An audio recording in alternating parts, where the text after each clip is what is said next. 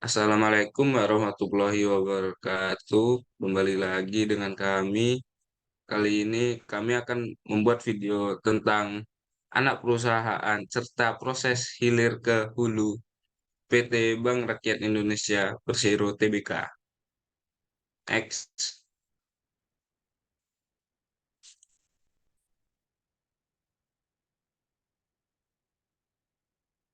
Sebelum itu, kami kelompok dari empat akan memperkenalkan diri terlebih dahulu.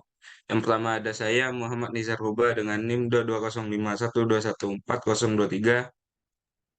Saya Belaika Putri Oktaviana dengan NIM 20512141024.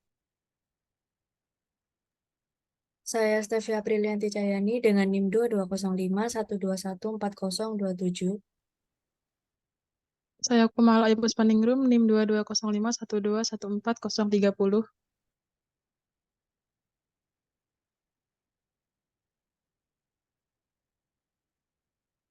Yang pertama yang saya akan bahas yaitu ada latar belakang PT Bank Rakyat Indonesia adalah salah satu bank milik negara terbesar di Indonesia yang telah berkomitmen untuk menyediakan layanan perbankan yang mencakup berbagai segmen masyarakat, termasuk perusahaan, usaha mikro, kecil, dan menengah atau UMKM, serta individu. BRI memiliki peran strategis dalam mendukung pengembangan ekonomi dan kesejahteraan masyarakat Indonesia dalam era modern yang didorong oleh teknologi alur informasi yang efisien dan aman.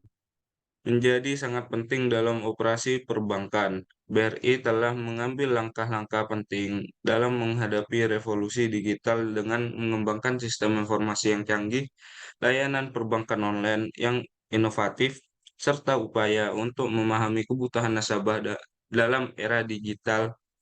BRI berkomitmen untuk mengoptimalkan alur informasi dalam organisasi guna memberikan pelayanan perbankan yang lebih baik, efisien, dan responsif.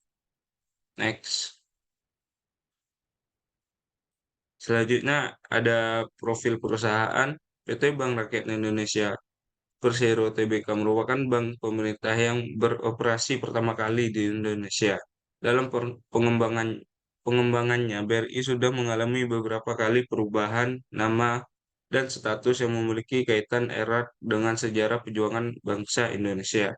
Perubahan-perubahan yang dilakukan BRI tentunya mengandung arti penting bagi perkembangan dan pertumbuhan BRI.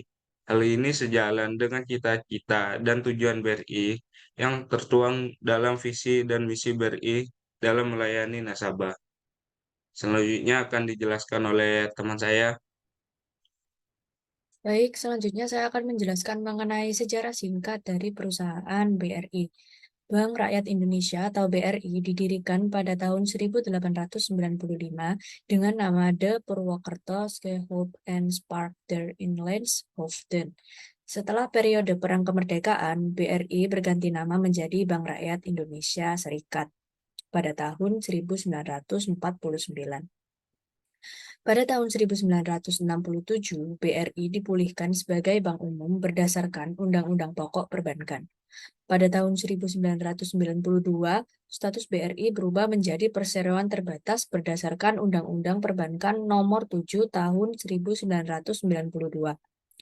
Pada tahun 2003, pemerintah Indonesia menjual 30% saham dari BRI dan menjadikannya sebagai perusahaan publik dengan nama PT Bank Rakyat Indonesia Persero Tbk. Next. Oke, di sini juga terdapat visi misi dari perusahaan PT Bank Rakyat Indonesia. Yang pertama yaitu melakukan kegiatan perbankan yang terkait dengan mengutamakan pelayanan kepada usaha mikro, kecil, dan menengah untuk menunjang peningkatan ekonomi masyarakat. Kemudian yang kedua yaitu memberikan pelayanan prima kepada nasabah melalui jaringan kerja yang tersebar luas dan didukung oleh sumber daya manusia yang profesional dan teknologi informasi yang handal dengan melaksanakan manajemen risiko serta praktek Good Corporate Governance atau GCG yang sangat baik. Kemudian yang ketiga yaitu memberikan keuntungan dan manfaat yang optimal kepada pihak-pihak yang berkepentingan atau stakeholders. Oke, selanjutnya terdapat anak-anak anak-anak perusahaan dari PT Bank Rakyat Indonesia. Yang pertama ada Bank Raya. Bank Raya ini merupakan bagian dari BRI sebagai BUMN dengan jaringan terluas di Indonesia yang ditunjuk sebagai digital attacker untuk memasuki persaingan kompetisi bank digital.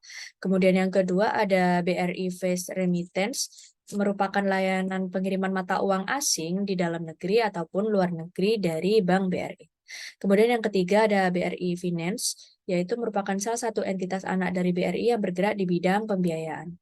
Kemudian yang keempat ada BRI Dana Reksa Sekuritas yang merupakan perusahaan efek yang menjalankan kegiatan usaha sebagai perantara perdagangan efek, penjamin emisi efek, penelaksanaan atau arranger, dan penasihat keuangan. Kemudian ada BRI Venture merupakan berperan sebagai mengakselerasi inovasi melalui kegiatan investasi di perusahaan inovatif. Lalu lanjut ada BRI Life, merupakan produk asuransi yang dikeluarkan oleh PT Bank Rakyat Indonesia. Lalu ada BRI Insurance, hampir sama seperti BRI Life, yaitu merupakan sebuah asuransi yang ditawarkan oleh PT Bank BRI. Kemudian yang ke-8 ada Pegadaian, merupakan perusahaan penyalur pinjaman secara konvensional dan syariah. Kemudian ada PT PNM, merupakan BUMN yang bertugas untuk memberdayakan usaha UMKM, yaitu usaha mikro, kecil, menengah, dan koperasi. Kemudian yang ke-10 ada BRI Manajemen Investasi, merupakan pelopor industri reksadana pertama di Indonesia yang telah berdiri sejak tahun 1992. Next.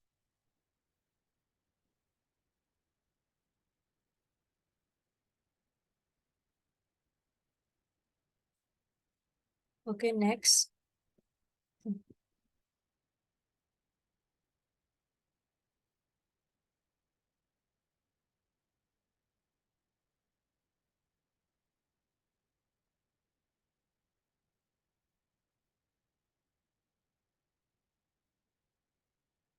Nah, selanjutnya ada proses dari hulu ke hilir. PT Bank Rakyat Indonesia atau BRI merupakan elemen kunci dalam manajemen rantai nilai perusahaan. BRI berperan sebagai industri hulu dalam sektor perbankan dengan menyediakan layanan perbankan dasar dan mengelola infrastruktur perbankan seperti jaringan cabang dan teknologi perbankan. Anak perusahaan BRI di sisi lain berperan sebagai industri hilir yang memanfaatkan layanan dan sumber daya yang disediakan oleh BRI untuk menyediakan berbagai produk dan layanan keuangan kepada pelanggan akhir. Proses ini didukung oleh sistem informasi eksekutif atau EIS yang membantu dalam pengambilan keputusan dan pengelolaan efektif. Dengan demikian, BRI dan anak perusahaannya yang saling melengkapi dalam menciptakan ekosistem perbankan yang komprehensif. Untuk selanjutnya akan dijelaskan oleh teman saya. Selanjutnya ada tahapan proses hulu ke hilir dalam implementasi EIS di PT Bank Rakyat Indonesia.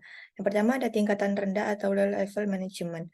Karyawan operasional merupakan tingkatan paling bawah dari hierarki manajemen di anak perusahaan. Mereka terlibat dalam tugas-tugas sehari-hari yang berkaitan langsung dengan operasi anak perusahaan. Hal ini bisa termasuk karyawan di cabang-cabang atau unit bisnis yang berbeda.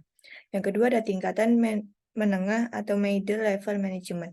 Yang pertama ada manajer cabang. Mereka bertanggung jawab atas operasi harian cabang anak perusahaan, termasuk manajemen staf di cabang tersebut. Yang kedua, manajer departemen. Jika anak perusahaan memiliki beberapa departemen atau unit bisnis, manajer departemen bertanggung jawab atas operasi dan kinerja departemen mereka masing-masing. Yang ketiga, manajer regional. Anak perusahaan mungkin dibagi menjadi wilayah geografis dan manajer regional dapat bertanggung jawab atas kelompok cabang. Yang ketiga ada tingkatan level tinggi atau top level management. Yang pertama direksi anak perusahaan. Direksi anak perusahaan termasuk direktur utama atau CEO atau direktur operasional atau COO memimpin strategi dan pengambilan keputusan tingkat tinggi untuk anak perusahaan. Yang kedua Dewan Pengawas. Dewan Pengawas adalah entitas yang mengawasi aktivitas anak perusahaan. Mereka dapat memeriksa laporan keuangan, memastikan kepatuhan peraturan, dan memberikan arahan strategis kepada direksi. Selanjutnya ada faktor penting. Untuk menjaga kinerja dan kerjasama yang baik antara BRI dan anak perusahaannya, beberapa faktor penting perlu diperhatikan. Ini melibatkan komunikasi efektif, perjanjian kerjasama yang jelas, manajemen risiko, transparansi keuangan, penyelesaian strategi bisnis, kepatuhan regulasi, evaluasi kinerja rutin, budaya organisasi seragam, pengembangan karyawan, dan evaluasi kinerja. Dengan memperhatikan faktor-faktor ini, BRI dan anak perusahaannya dapat mencapai kesuksesan jangka panjang. Selanjutnya ada tantangan-tantangan. Perusahaan hulu hilir seperti PT Bank Rakyat Indonesia atau BRI dan anak perusahaannya menghadapi sejumlah tantangan yang beragam. Tantangan utamanya melibatkan kompleksitas regulasi di berbagai sektor, risiko keuangan terkait fluktuasi pasar dan likuiditas, serta koordinasi operasional dalam mengelola rantai pasok dan distribusi. Selain itu, persaingan yang ketat dengan pesaing di pasar, kebutuhan untuk mengikuti perkembangan teknologi dan inovasi, serta pentingnya keamanan data dan manajemen risiko digital menjadi hal yang tidak bisa diabaikan. Perubahan dalam perilaku konsumen dan preferensi juga harus diakomodasi. Sementara tantangan manajemen sumber daya manusia muncul dalam mencari, melatih, dan mempertahankan tenaga kerja berkualitas. Semua tantangan ini memerlukan strategi dan upaya yang matang untuk mencapai kesuksesan dalam industri hulu sampai hilir. Selanjutnya akan dijelaskan oleh teman saya. Baik, selanjutnya ada tingkat manajemen perusahaan dari PT BRI Bank Rakyat Indonesia. Dalam Bank BRI, tingkat manajemen terbagi menjadi 3 tingkatan utama. Yang pertama, pada tingkat puncak manajemen. Pimpinan eksekutif seperti direksi dan dewan pengawas bertanggung jawab merumuskan strategi bisnis jangka panjang dan kebijakan tingkat tinggi. Mereka membuat keputusan yang mengarah pada pencapaian tujuan strategis perusahaan.